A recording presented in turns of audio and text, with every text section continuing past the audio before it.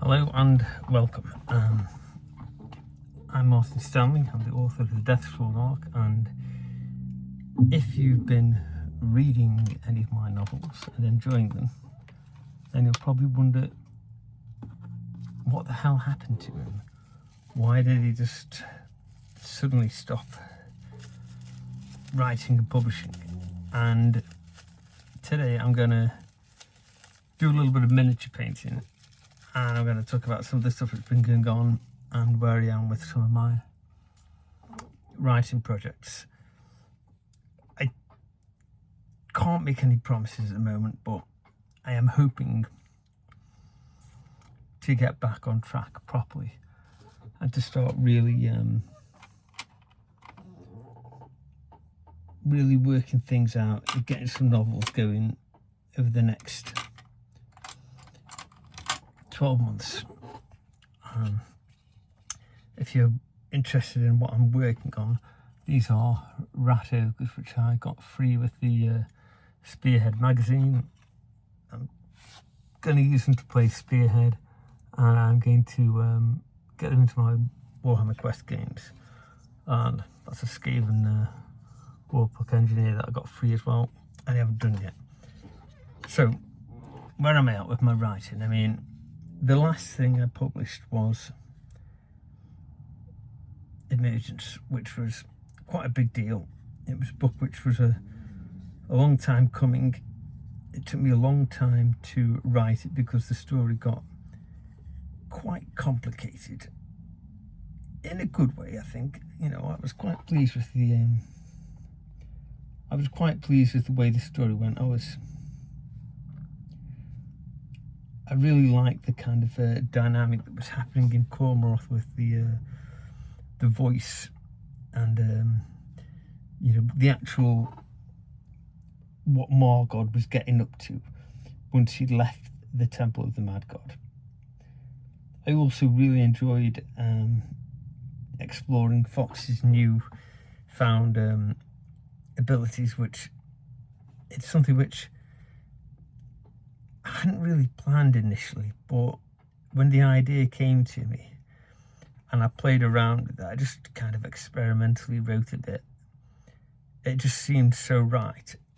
I just had to run with it, and it opened up all sorts of really interesting ideas, which I don't think are explored very often. We often see characters in fiction going from a technologically advanced society into a medieval one, but we don't hear so much about characters from a medieval or a less developed society traveling to a dimension or world or time zone which is more modern. So that was really what that whole thing about the kind of weird Godzilla-sized dimensional parasites which were sucking the travellers to their particular dimension. That was where that came from, and I also wanted to expand on the dimension theory, because ever since book 2, the Verkrith Horror, Braille was being talking about different dimensions, and I knew when I wrote the Temple of the Mad God, I knew how they were going to get out of the Temple of the Mad God. I knew it involved travelling through the Nether and going through Braille's extra dimensional magical laboratory there.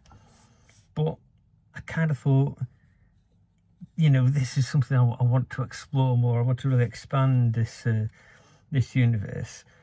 And you may even have noticed there's an interesting bit when Fox is stepping around different dimensions. There's a point where she steps into a world which superficially looks fairly similar to ours, and she describes seeing this big old stone house on the hill and this and this guy who's standing in this window staring at it. Well, that scene is actually replicated in what is currently my closest to being finished project. And I know probably some people will be disappointed. It's not Deathsworn Arc 7 or 8, depending on whether you count the prequel novella Lady Death as the first in the series or not. Originally, I always intended that to be book 0 and counting to start at The Last Dragon Slayer, but Amazon has these weird rules about doing that sort of thing, and it kind of it doesn't want you to have a book 0. But that's actually that scene which gets replicated in my current project. That is it's basically a scene from the sequel to Ofelia, the second book of Davos novel. And at that point in the novel, Ofelia isn't even in it. It's the Book of Davos series is really kind of, it's not necessarily about one particular character, but actually Ofelia does come back into that book later on and plays a very pivotal part in the story. But it's another, again, much like the first book, Ofelia was very much about the relationship with like power and immortality, mortality, and the morality of immortality, and the price and the cost of that. This book it's a different take on it. Somebody in the sequel has a means of acquiring immortality, but it kind of requires them to make a kind of sacrifice, and it's not immortality in the way that vampirism works. It works very differently, but Ofelia does end up playing a very pivotal part in the book, and it's coming along. I mean, I did work on it quite a bit, but then I stopped because I more or less stopped writing everything. It was getting too difficult to do anything. So I kind of essentially decided I wasn't going to do anything, and I just put my ideas down and thought I will come back to this. You know, I want to finish these stories. I want to finish these series.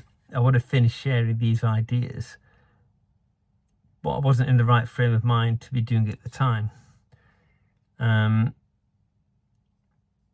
Now, what went wrong? That's kind of like a story that starts really about sort of 48 years ago, roughly. And it's not been an easy ride. Things have been pretty rough, basically. I mean, it started a long time ago. I had a difficult childhood in some ways. You know, it might have seemed easy enough to people who didn't really know what was going on superficially, but I was not having an easy time of it. And at the time, I don't really know why exactly. It's just, despite appearing to be relatively bright in certain specific areas, I just found it really hard to get stuff done. And I'm very awkward socially, that sort of thing. I had to kind of learn how to socialise. It wasn't intuitive to me. And yeah, it was rough. And, you know, a lot of my childhood was like really me essentially being a problem that people were trying to fix, without going into too much more detail. And, you know, I don't begrudge that. I think it was well intentioned, but it doesn't necessarily make for an easy time. Now, I ended up working in a sort of family business, if you like, and I almost can't remember how I ended up doing it, because it was like 2004, 2005, and I got roped into doing this thing, and I didn't necessarily want to do it or feel like I was going to be good at doing it, but it was kind of like I was annoyed. Again, it's a typical reason that people leave an employment. I was annoyed with the people I was working for at the time, and I thought, you know what, I can do that for a bit, and then I can leave if I don't like it. And then it was like a 22 years later, I'm still doing it and not really knowing quite what I want to do. Throughout that whole time, I was kind of like really doing the normal things, you know, having a family, bringing up kids, got married, and again, generally making my wife's life very, very difficult, and she's been absolutely fantastic throughout these last years. She's far, far better a person than I deserve, I feel. It's I really can't praise her enough. But it all culminated, really, you know, we talked about some of the issues that I'd had, and it ended up, I think it was 2023, I ended up getting a private diagnosis of ADHD, and it kind of really made sense. It kind of seemed to answer a lot of questions about why I'd had the difficulties that I'd had, and I started taking medication for it, and initially that seemed to really help. I think the issue was partly that as I was taking the medication, it was kind of dampening down the ADHD side of things, but that was kind of throwing open the door for other things, which I'll get onto in a minute. My mum died in like 2019 of cancer, and it affected me worse than it should have done, I think, in many ways. You know, I had sort of a lot of really mixed. I was kind of like, I felt really very conflicted about it. You know, there was all sorts of emotions going on there. And then we had the COVID situation straight afterwards, and I wasn't in a good place. And I tried to get myself out of that slump, but it wasn't easy.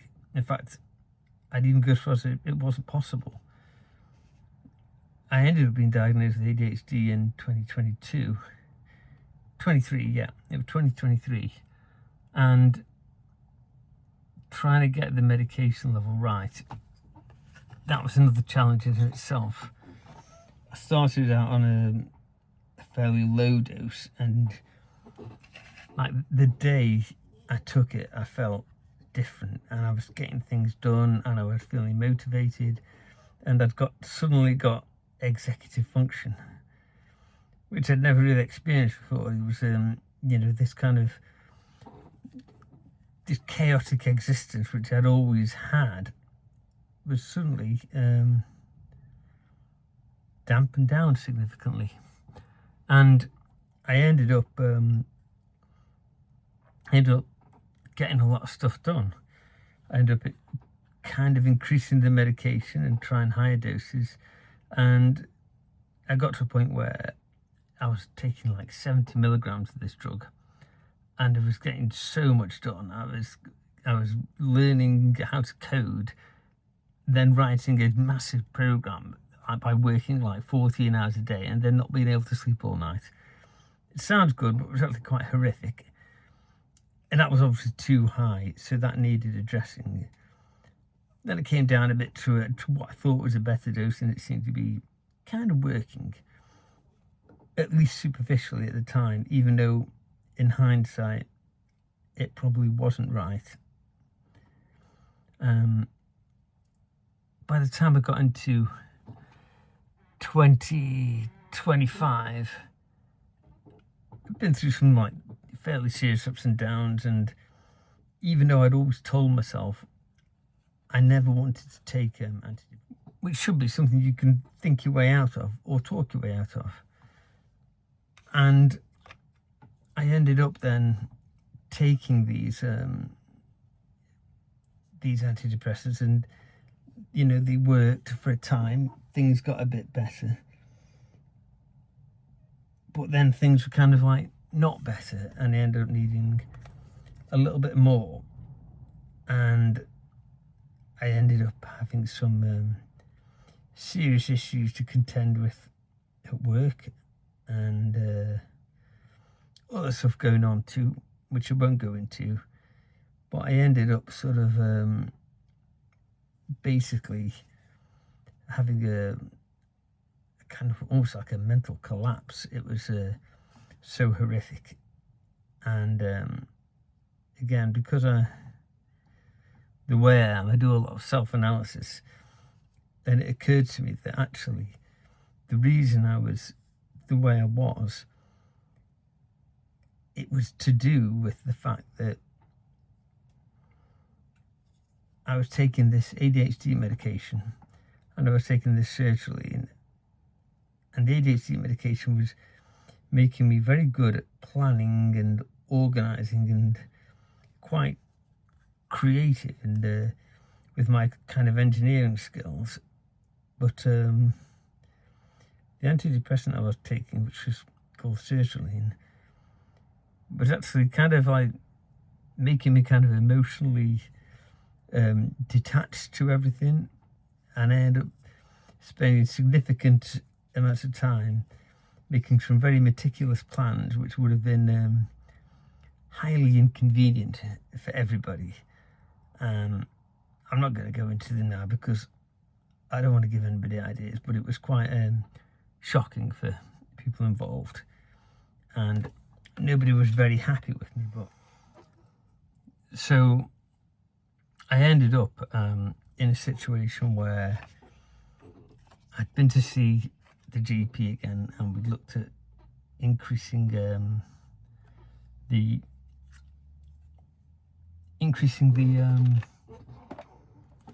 dose of sertraline, but actually that kind of didn't really help. In fact, in some ways it almost seemed to make things a little bit worse.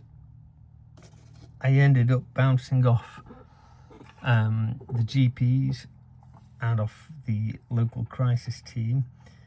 I had MHNs come out to my house and assess that, and I ended up in a situation where I was kind of, I don't think anybody knew quite what to do with me, partly because it turned out that the GP, the first time I went there, I saw a junior doctor on rotation, and I wasn't in a very good frame of mind, but she listened and she took on board what I had to say. I did raise my concerns about the way these medications were interacting with each other, and it was a little bit of a stressful time. I've always been kind of a little bit nervous about let's say getting help for mental health issues, and it's not completely irrational fear at all. When I got there, it was quite striking that the centre where I went to was extremely empty. There was like literally the receptionist behind a glass screen, and then there was two people who looked like bodybuilders with the sort of like they looked like some nightclub bouncer bodybuilder types, and there was a doctor there, and the rest of the centre was empty. Now, I might have been reading too much into things, but my instinct was that they were basically sort of contingent upon, you know, at the time I was an unknown quantity, and I suppose they were always concerned that there would be the off chance that you know, if I'd presented with what looked like a serious case of psychosis or schizophrenia, and I was reluctant to agree to be treated, then they might have had other ideas, as is the want of the mental health services. It's an interesting system, really. It's, you know, it can almost seem punitive in ways, but it didn't. Nothing actually came of it. I sat down, I had a talk, and I walked away, and I ended up then. Basically, one of the issues I've got was this ADHD medication, and so they referred me back to the NHS Adult ADHD service. Now, I'd already been diagnosed privately, but there's an issue with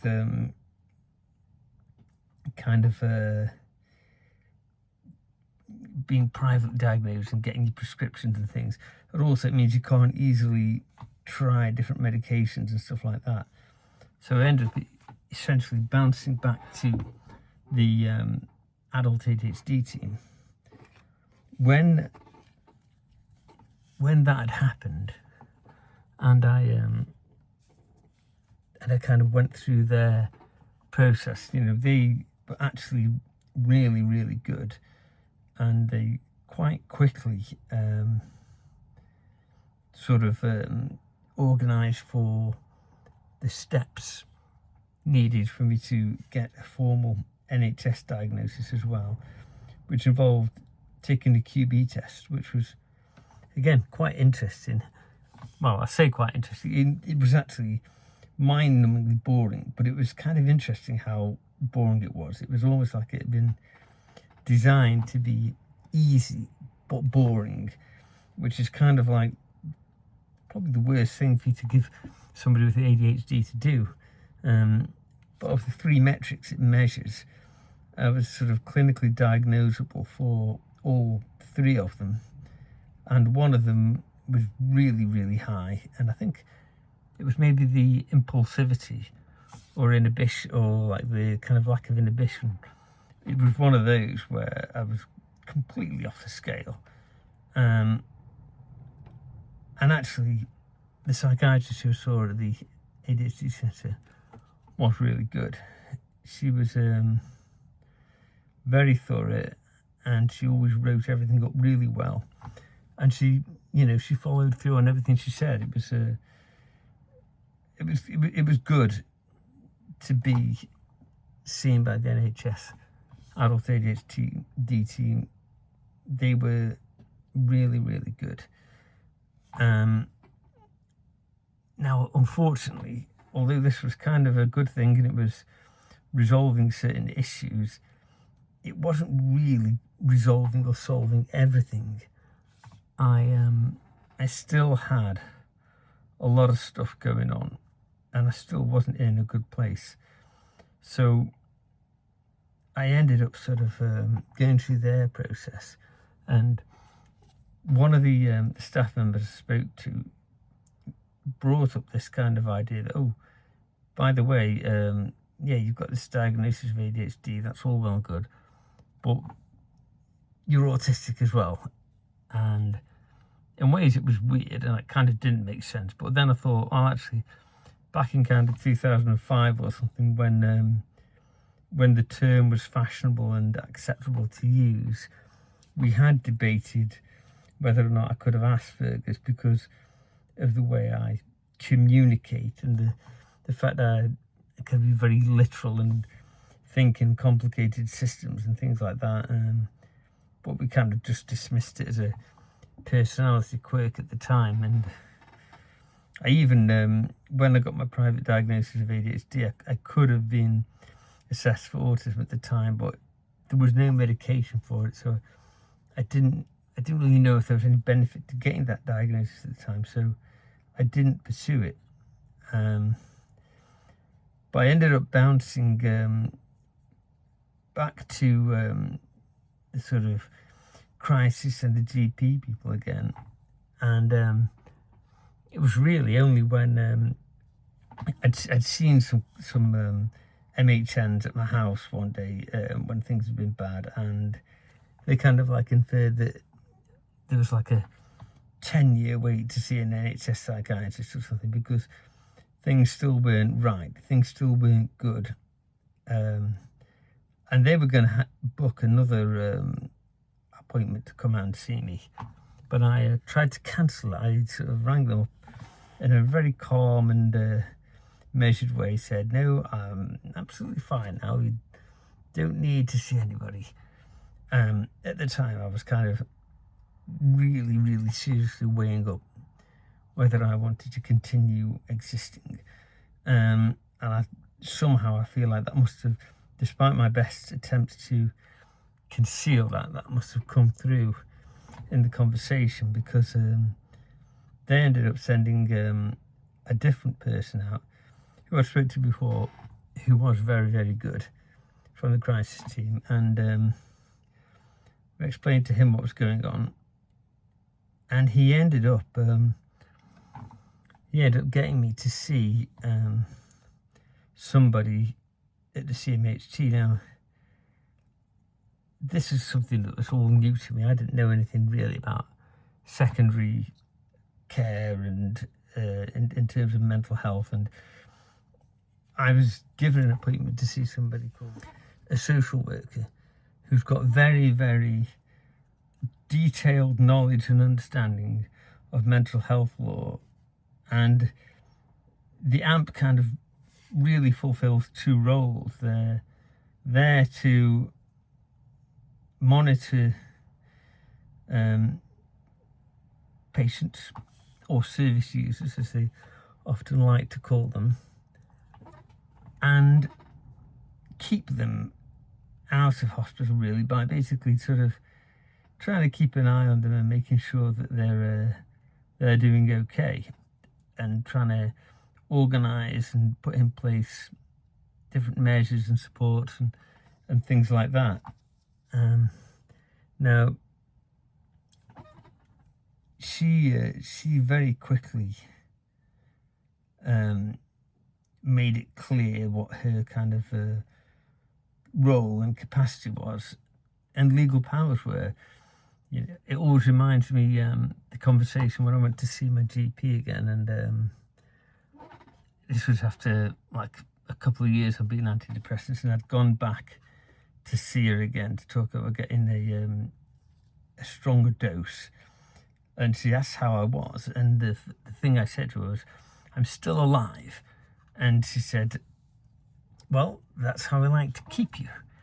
And when I had this first meeting with my AMP, and we were talking about how I'd got to this position where I was seeing them, and I recanted this tale of going to the GP and saying, oh yes, how are you? Oh, I'm still alive. And her saying, that's how we like to keep you. But at that stage, my AMP actually said, that is how we like to keep you, against your will sometimes. And that is actually a fundamental truth. And it was a kind of a good way to clear the air and get that resolved without it sounding officious. I suppose you could, if you're American, you probably think this seems a really weird thing, but British people are very familiar and comfortable with what you'd term gallows humour, if you like. And me being me, probably the ADHD and the autism thing, I have to know everything about everything. If I know a little bit, then I just go mad until I know everything. And we kind of we had a bit of a back and forth over that first session, and even joked about needing an IMS sometimes, which you know, she got the joke and she went along with it, which was quite gratifying. You know, it made it a little bit easier, but we did immediately have this kind of uneasy thing going on where it was, okay, you know, I have the power to sort of detain you under the Mental Health Act if I choose to. And obviously, me being me, I'm not really very comfortable with the idea of being incarcerated, as you can imagine. I mean, I didn't know much about what it would be like at the time. Everything I knew was from watching One Flew Over the Cuckoo's Nest, so that's probably not the best angle to be going at it with. But she was very quick to say to me that she thought I was autistic as well, and she also thought that being inpatient would be iatrogenic for me, which is a clever word, but it basically means the opposite of therapeutic. Basically, it's kind of like it's going to make you worse. And I appreciated that, but it did mean that I could sort of let my guard down a bit and be quite honest about how I was feeling and how things were going. Now, initially, we got to see, she actually came to see an NHS psychiatrist with me about a week later, and I went over what I'd been going through, and we ended up in a situation whereby I got to change onto a different antidepressant because I thought, for reasons I explained, the sertraline wasn't suiting me, and that did help, but it didn't necessarily fix everything. And it was really a case then of kind of having landed in the CMHT's court eventually, and they were kind of doing the best to look after me, even though I was probably a relatively difficult person to look after.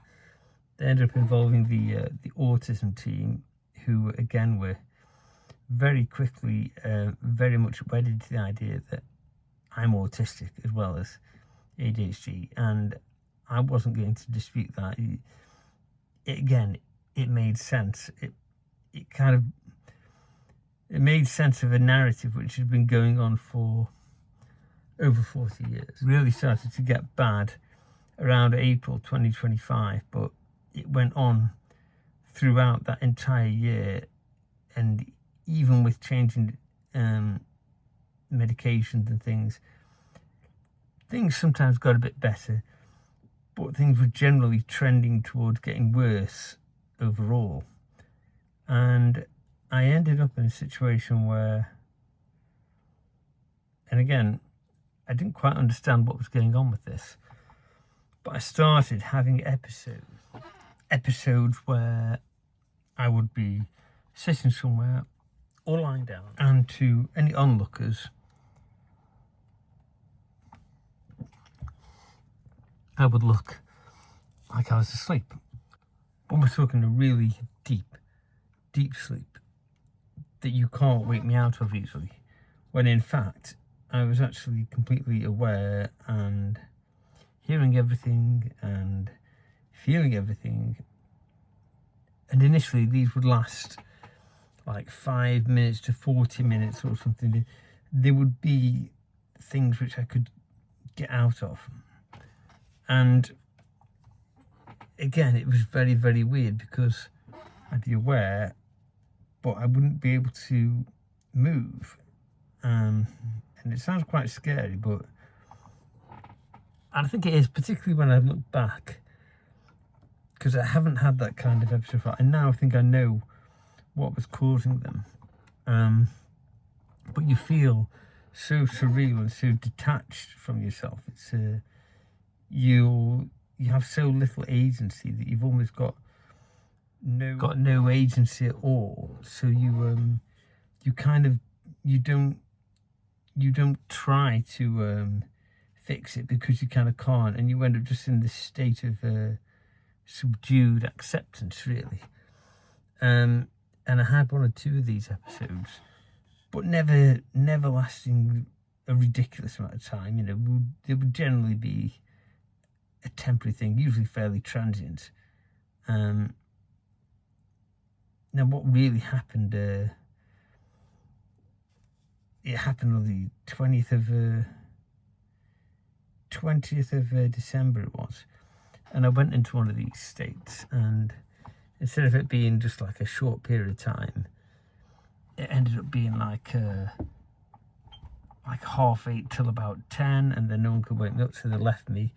And they had woken me up, but I was completely paralysed. And that was like at 2 o'clock or something, by which point people were starting to panic. And understandably, they ended up calling an ambulance and describing what had happened, and they were trying to give them advice. And my wife was trying things like pressing an ice cube against my forehead as a surprise, because I got my eyes shut and I couldn't see it coming, with no response at all, not even a tiny flinch. And I felt it, and it was really uncomfortable. But I couldn't actually do anything about it or let anybody know that I was experiencing anything. And the panic only increased when I started to hear them talking about, oh, well, we can't leave him like this here. And at this point, I was desperately wanted to get going. And when they stroke your face with it, got any control there or any say of anything, Glasgow Coma Scale, and they assessed me as a GCS3, which is basically how you would assess somebody who was dead. It's no signs of life at all, even when we're trying really noxious stimuli. In other words, intentionally hurting you, which was quite uncomfortable. And it was involved a kind of like Vulcan nerve pinch and holding your eyes open and shining a torch in your eyes and stuff, which I'm seeing and experiencing. I'd got out of these things before, so I kind of felt like I should be able to get out of this now, and I was trying everything I could to get myself going, but literally nothing at all was helping it, and I was stuck in this state. And I ended up being carted off to the A&E in an ambulance with sirens on. I'm being taken straight to Reese. Moved out of 14 hours, basically up until just before midnight. And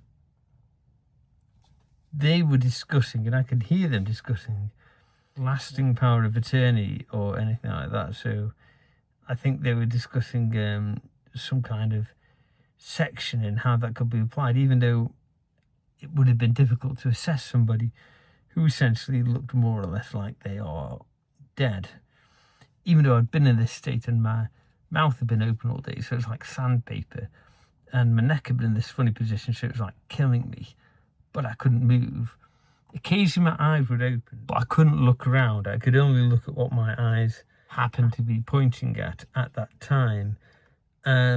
While they were having this conversation about sectioning and what they were going to do with me, that's when I felt this sudden surge of kind of adrenaline, and then in stages it all came back.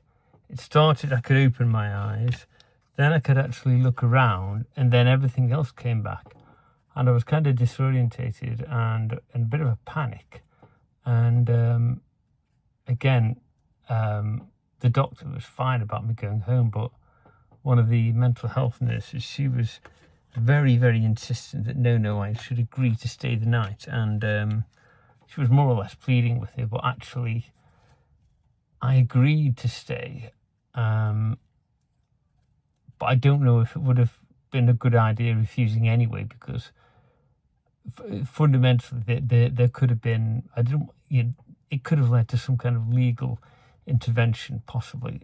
I don't know how the rules were worked. It might have had to involve something like a section 136 first. But I didn't want to cause that. I understood the concern, and actually it seemed like it was a good decision anyway, because weirdly, despite not having had an operation, I had poor post-operative retention, and I had bowel stasis. Nothing worked for like another 12 hours or something. I could not get my autonomic functions working.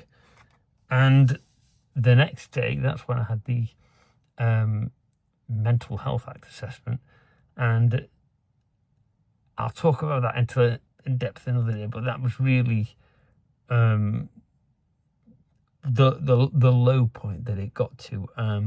Again, I'm making this video really for people who were interested in my books, and hopefully, you know, I do apologise for not finishing anything. It's not intentional, I promise you, and I'm going to try and do something about it and get some things finished now, but it's been a rough time and it's not been easy, but I am going to try and get some stuff finished and get some stuff released and get on to finishing the Deathsworn Arc and bringing out some more Ofelia books and bringing up some other books as well. I'm going to talk about more of my writing projects and what I'm doing moving forward soon, but I'm going to leave it there, you know, and again, I will get back into the story of what happened, but that is essentially how I came to the point of being assessed under the Mental Health Act for the first and hopefully the last time in my life. Hope you've enjoyed it. Hope you found it interesting. If you are reading my books, thank you so much. I really appreciate it. You know, I love sharing my ideas and my stories, and it's fantastic that when I get to see reviews and hear people say things about the stuff that I've written, you know, it really does mean a lot to me. And I will try and make good on those series and those books and get some stuff out soon. Currently working on the sequel to Ofelia. Not sure what will be the next big project after that, but watch this space. I'll be sharing again soon. Thanks for listening.